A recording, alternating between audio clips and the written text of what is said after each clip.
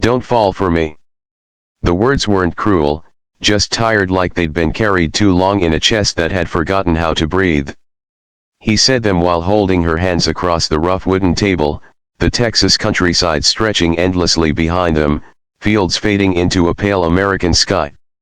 And if you had been sitting there instead of her, feeling the warmth of his fingers wrapped around yours, would you have let go, or held on tighter? Logan Pierce had built his life on control.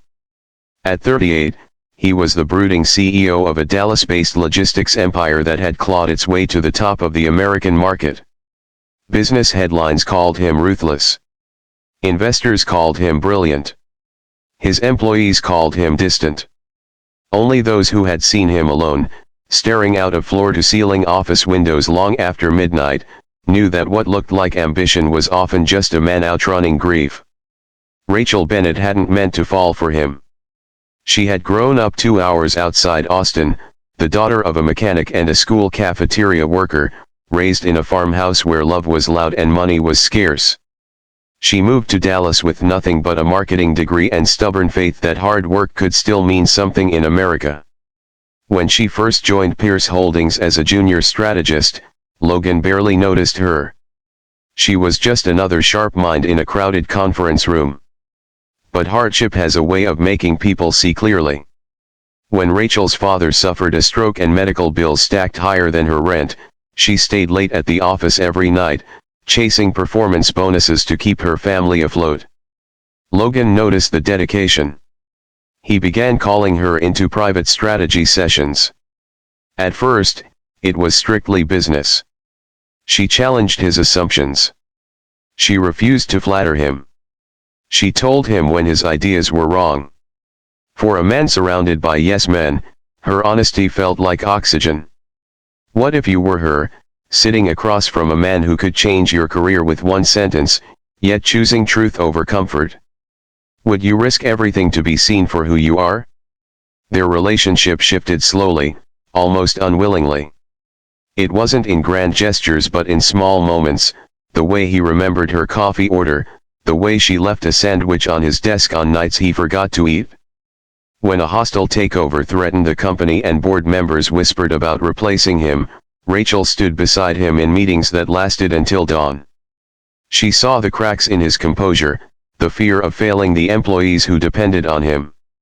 And somewhere between spreadsheets and sleepless nights, admiration turned into something far more dangerous. Logan had lost his wife in a car accident 5 years earlier on a rain-slicked Chicago highway. He had loved once with reckless devotion, and the loss had hollowed him out. Since then, he had vowed never to need anyone again. Success was safer than love. Numbers didn't die.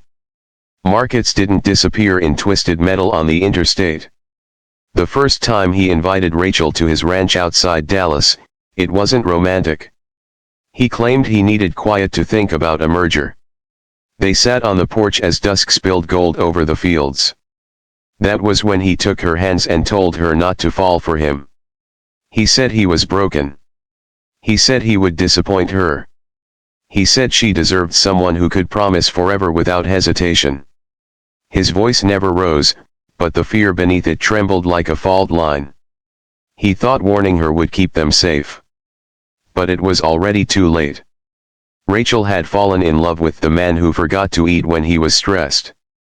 With the man who sent anonymous donations to employees struggling with hospital bills. With the man who pretended to be made of steel but flinched at thunderstorms because they reminded him of that night in Chicago. She didn't love the CEO in the tailored suits. She loved Logan, the grieving husband who still carried guilt like a second heartbeat. If you were standing where she stood, knowing his history, would you walk away to protect yourself? Or would you stay, knowing love sometimes means stepping into someone else's storm? The scandal hit in early spring. A former executive filed a lawsuit claiming wrongful termination, dragging Logan's reputation through the mud.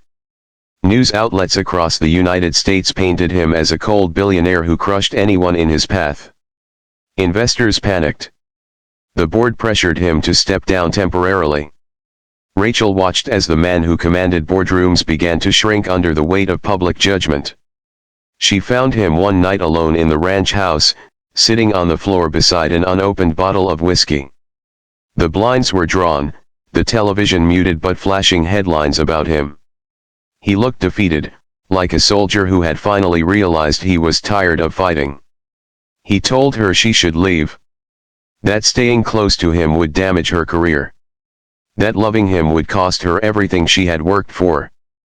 But Rachel had grown up watching her mother work double shifts without complaint. She had learned that loyalty wasn't weakness, it was courage. She knelt beside him, took his face in her hands, and told him she wasn't afraid of the headlines.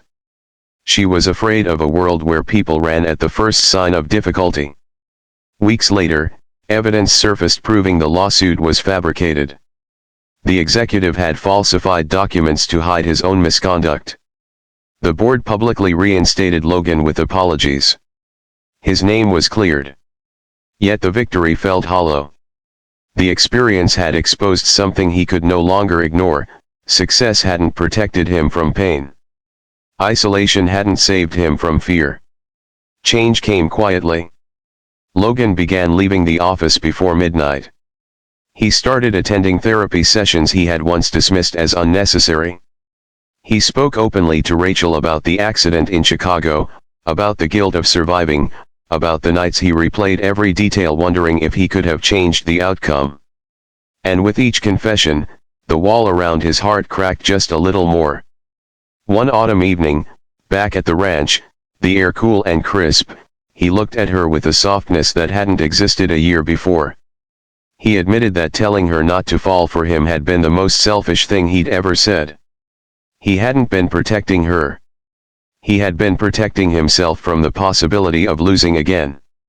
Love, he realized, was always a risk. In Texas. In Chicago. Anywhere in America. Anywhere in the world. Rachel had risked her career, her heart, and her peace to stand beside a man who warned her away. And in doing so, she taught him that strength wasn't the absence of vulnerability, it was the courage to feel again. Their story didn't end with fireworks or fairy tales. It unfolded in ordinary days: shared breakfasts, honest conversations, late-night laughter instead of lonely silence.